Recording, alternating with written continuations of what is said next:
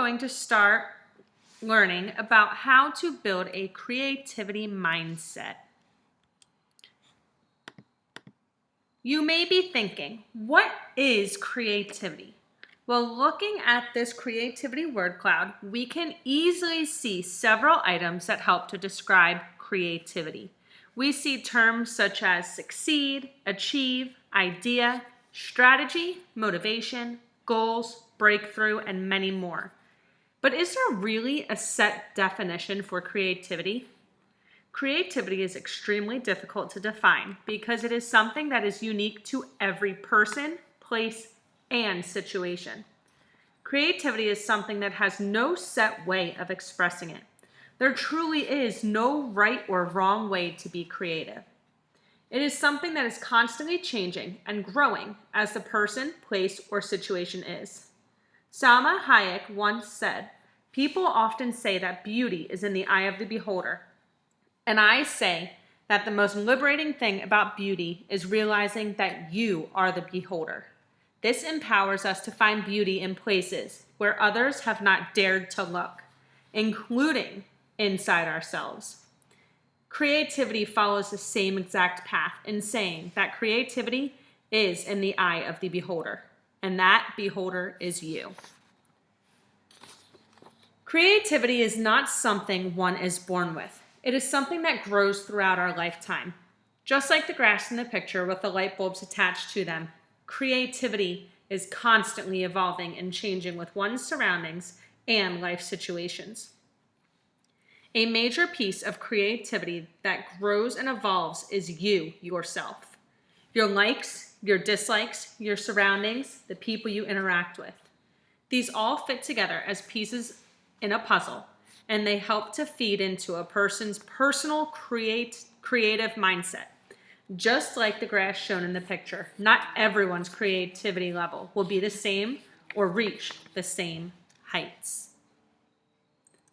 The biggest issue with becoming a creative person and developing a creative mindset is awful comparison game we all play in our minds. Entrepreneur coach Marie Forleo once said, "One of the many ways people screw themselves up is going on social media and comparing themselves to others, or just comparing themselves to others in general. You're going to be off your game for at least 3 or 4 days. You're going to feel like crap. You're going to get obsessed with their Instagram and their Facebook. You're going to think, I'm never going to get there. They've been there before. There's no room for me." It is so beyond important to remember that accepting yourself for who you are and where you are in your life, and learn to be happy with it. In this video, Kerwin Rice states, "We must accept ourselves where we are at in order to be free of the baggage, to be free to get to where we truly want to go." What do most people do when they assess themselves physically in a reflective substance? Do they send lots of loving, accepting, positive vibes? Or do they send lots of judgment, bias, resistance, and even disgust? I think the biggest challenge that most people have when it comes to improving their health is the fact that they can't get over where they are right now. And they are so obsessed with where they are right now, they can't see the light at the end of the tunnel. But Kerwin, I don't want to accept where I am right now, and that's why you are where you are. Because whatever you resist will persist. That's just how it works. If you're not accepting of your current state of health right now, then that's going to be your biggest obstacle. Because before we can work on any problem, what must we first do? We must be willing to acknowledge it and accept it as a reality.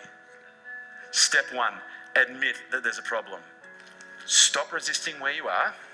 You are where you are. It is what it is. Accept it. If you can't accept where you are, you can't accept self.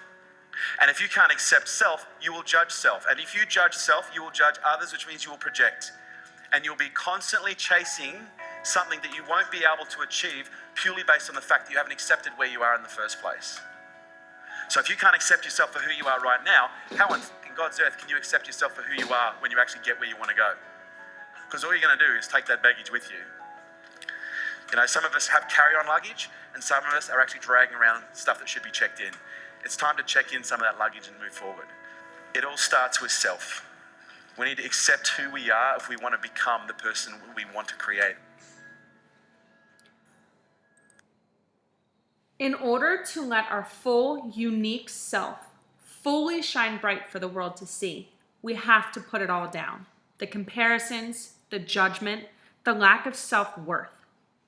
As soon as we are free of our baggage, we can then begin to develop our creativity mindset. Developing our creativity mindset is not going to happen overnight. People tend to think that you are either left-brained or right-brained. If you are considered left-brained, then you are considered to be more analytical and methodical in your thought process. Whereas if you are considered a right-brained person, you tend to be more creative or artistic in your thought process. Instead, being a creative person takes a lot more than just being left or right-brained. Developing a creativity mindset is a long process that takes preparation, incubation, illumination, and verification. These 4 stages of creativity truly can help you get from a blank slate to a fully well thought out creative idea. Out of the 4 stages of creativity, preparation is by far the most important. Imagine wanting to drop a few pounds and starting one of the hundreds of fad diets out there. You go in super strong and have such a positive mindset that you will lose the weight. Reality eventually sets in and you come to find that what you are doing isn't going to work. You spent all this money on products, and for what? All your weight to come back? You lacked preparation and research before beginning. Your creative mind works in the same exact way. Instead of looking for the magic cure, you need to pay attention to what you want to accomplish and plan to gather information in order to become successful. The second stage of creativity is incubation. You may be wondering why I have a picture of baby chicks displayed. Well, have you ever witnessed a baby chick after it hatches and is able to walk and explore? Baby chicks are completely carefree and let themselves wander to wherever their surroundings allow them to. The incubation stage of creativity is very similar to this. It is extremely important to let go, and as baby chicks do, allow yourself and your mind to completely wander. Allowing your mind to wander can lead to developing stronger creativity ideas.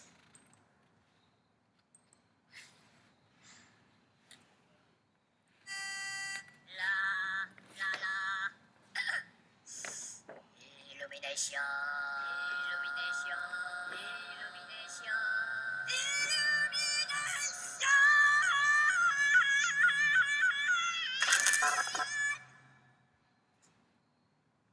Oops. The third stage of the creative process is illumination. This is your eureka moment. Just like Bob being extremely excited in this video by screaming out illumination at the end, this stage is the most exciting in the creative process. This is where everything illuminates and starts to become clear. The fourth and final stage of the creative process is verification.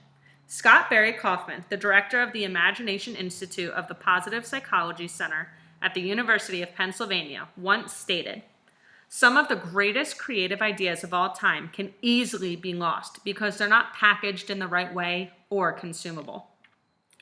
In order for your creativity to reach the world around you and for you to fully accomplish something during this process, you have to make sure to think of your creative message or idea in a way that reaches your audience. You need to be able to accept criticism, trust the process, and be completely ready to just let go. When all 4 of these steps are followed, your creativity mindset will soon fall into place. It is so important to remember to suspend all judgments, stay curious and embrace your curiosity, believe in your own creativity, and don't let anyone else tear that down. Continue to be persistent, imagine like you were a child, and tolerate ambiguity. Never forget what Salma Hayek once said. People often say that beauty is in the eye of the beholder. And I say that the most liberating thing about beauty is realizing that you are the beholder. This empowers us to find beauty in places where others have not dared to look, including inside ourselves.